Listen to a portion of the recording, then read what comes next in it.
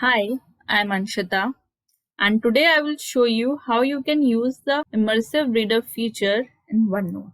In the Immersive Reader is a read aloud feature that gives you the experience of readability.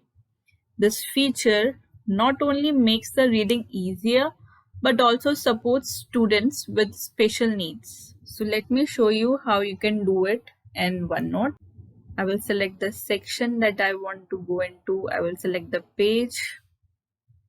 Now I will select the view option in my OneNote. I will select Immersive Reader.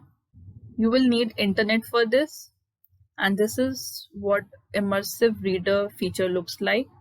So as soon as I hit the button, this play button, it will start reading the entire article for me.